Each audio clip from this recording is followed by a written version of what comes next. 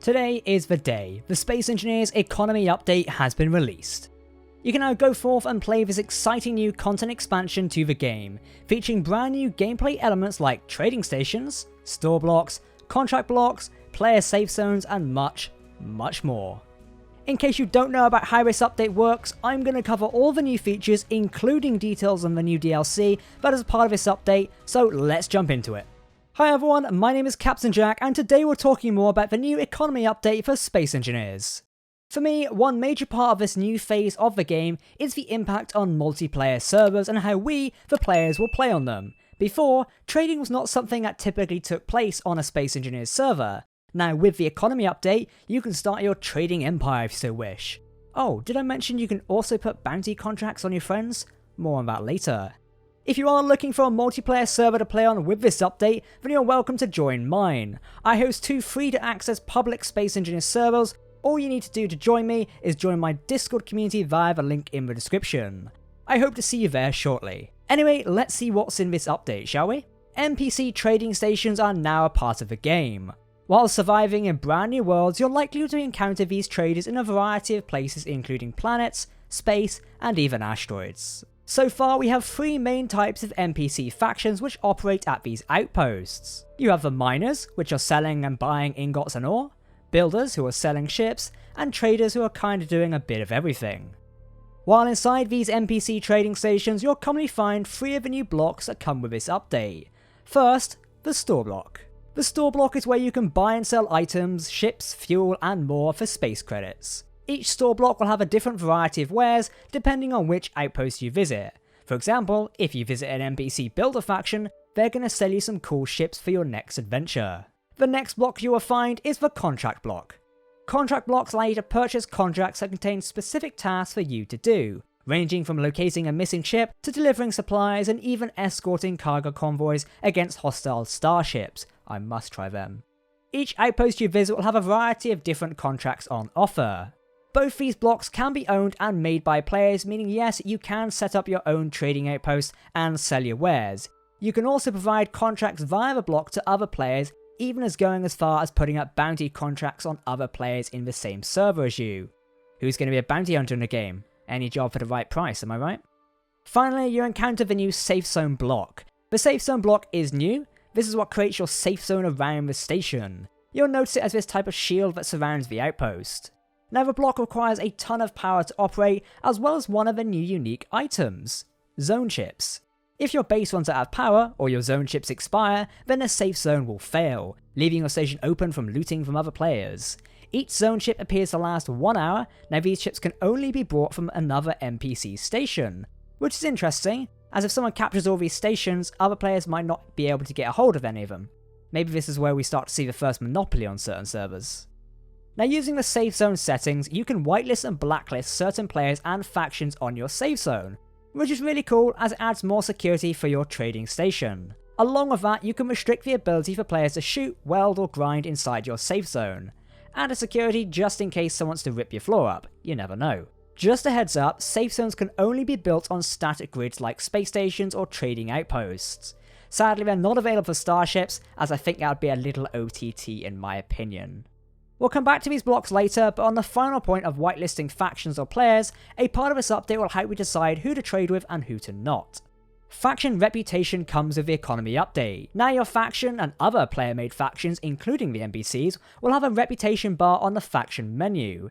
Essentially, this bar will display your reputation to everyone when they click on your faction. So if you have a bad rep, others might not want to work with you or even trade with you. Certain contracts you do for NPC traders and even players have a reputation factor. If you fail that contract, your reputation will decrease and you'll become known as a bit of a bad faction, to put it lightly. Alternatively, working for one faction may see your reputation for another decrease, so be careful when picking those contracts. Hostile factions like the NPC pirates and NPC spiders that appear in Space Engineers will show up as a -1,000 reputation, making them as hostile. Which is obvious now when I think about it. Yeah, they are kind of evil. Anyway, now of course the big part of this update is the in-game currency, space credits. Yep, that's what it's called. Your space credits are digital, meaning no one can come along and steal it, but you can withdraw the credits as cash, in which case they can be lost if you should die or misplace it. Physical space credits do have a nice little model which you can leave dropped on the floor, inside car containers, or just anywhere really. These credits will allow you to purchase items, fuel, ships, and anything else that is sale from store blocks.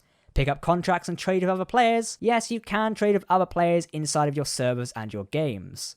Player-to-player trading is a new feature that is a part of this update. It's self-explanatory really. Find someone you want to trade with and make it so.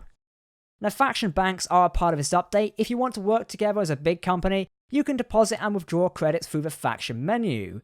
Be careful though, as everyone might not be as trustworthy and could steal your hard-earned credits if you're not watching closely. New items have come to the game. I mentioned one earlier, which are zone chips. Zone chips allow your safe zones to function. They can only be purchased from NPC trader outposts like I mentioned earlier, so make sure to stock up on one when venturing out. These chips basically authorize your safe zone, but they do have a lifespan of about 60 minutes, so one chip equals 60 minutes of safe zone time, meaning you're going to need to keep a good supply of these should you want to have an active and productive trade station.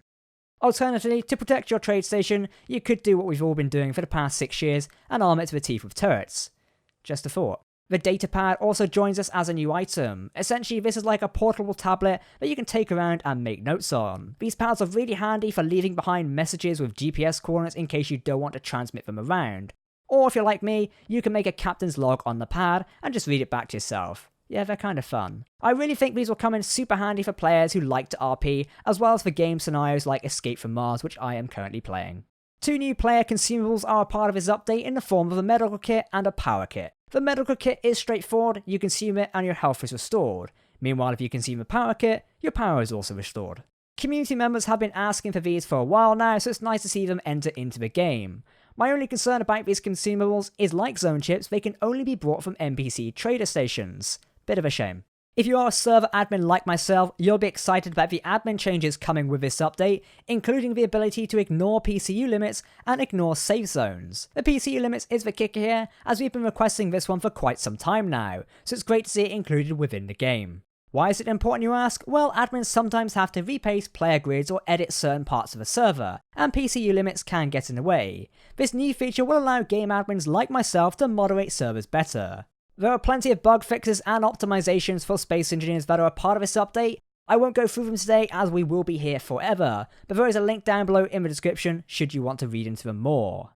Okay, it's time to look at the DLC which is a part of this update. To be clear, all the features I've mentioned beforehand are free and do not require purchase, so you can go and play with them right away. The DLC for the Space Engineers Economy update is called Economy Deluxe, and is priced at $3.99 or £2.89 British pounds, or your regional equivalent. This DLC is mainly decorative, containing 14 additional safe zone skins.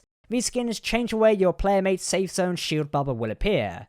The skin effects are as follows: Aura, Organic, Rain, Dots, Disco, Noise, Hexagon, Lines, Digital, Gloria, Clang, Veroni, Restricted, and the Keen Software House logo. I'll chuck some of these on screen now so you can see them, but I urge you to go and check them out for yourselves.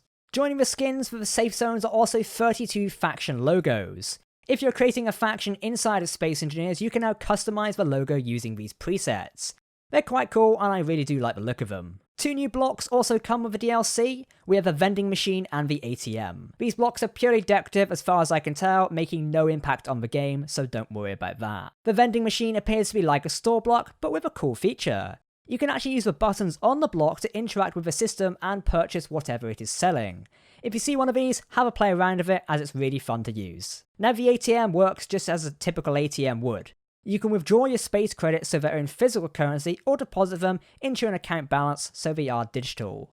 Don't worry, even though this block is to be placed by the owners of the Economy Deluxe DLC, I expect players, without the DLC should still be able to interact with the block and deposit or withdraw the space credits, but I'll have to get confirmation on that later. Included in this DLC are new skins for both engineers and ships. We have the following: the Miner Engineer, the Soldier Engineer, the Glamour Armor, which is basically glitter, the Disco Armor, and finally the Silver Armor. That mainly is it for the Economy Deluxe DLC, but the fun for this update does not stop here. Along with adding new features with the Economy update and its add-on DLC, Keen Software has also decided to add new features, blocks, and skins to the previous DLCs that have come before this one. Owners of the Space Engineers Deluxe Edition, which is kind of like a DLC, We'll see a few changes in the form of a new golden armor skin. Yep, you can paint everything gold. As well as a new music track from composer Carol Antonin, called Where There's a Will, There's an Engineer. I'll play a bit of that now. There will also be a comic book concept included, but the actual comic book will be available for everyone free at a later date. The comic is actually written by Jesse Ball, the Keen community and PR manager. Cheers, Jesse. The Decorative Pack DLC now has the additions of the L-shaped couch, a toilet block with a door to build on the previous block, and a desk without a chair. 3 new blocks which many requested. The Style Pack DLC sees 4 new skins, 2 player and 2 grid. We have the Retro Engineer suit, the Ghillie Engineer suit, the Wood armor, and the Moss armor for your ships and stations. This one looks super cool for crashed wrecks as it makes them look aged and withered.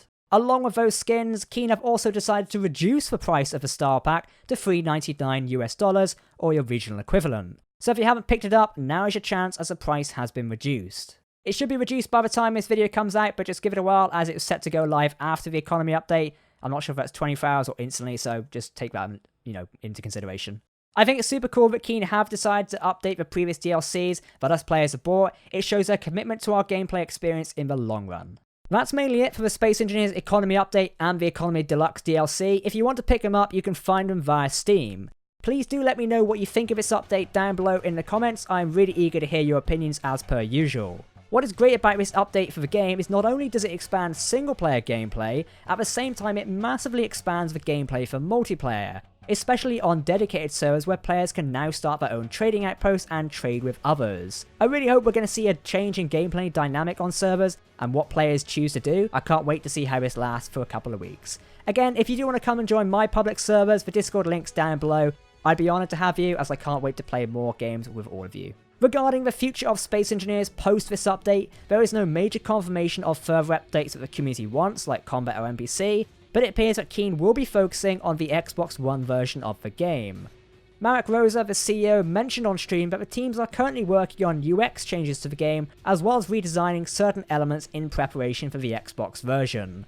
Most likely I'm thinking the goal is to get Xbox out by the end of the year, which is cutting it close, and then move on to something new in 2020. I'm planning on reaching out to Keen to chat more about the future of the game, so please do keep an eye out for that. For now, I've been Captain Jack here on YouTube. I do hope you enjoyed my Space Engineers update video, and I really hope you enjoy this economy DLC and update as well. Even if you're not a fan of DLC within games like Space Engineers, I think we can all agree the free content that has came to this game is really nice, and it's great that Keen is still doing this almost 6 years on since the game has been originally released. Speaking of which, we are coming up to the anniversary in October, I believe. Very interesting. But yep, like I said, that's it for me. Again, if you want to come join my servers, Discord link down below. I'd appreciate if you hit subscribe, as I am always covering Space Engineers content around here, and I'm sure we'll be talking about the future of Space Engineers very soon. Thanks for watching, I've been Jack, and I'll see you next time. Goodbye.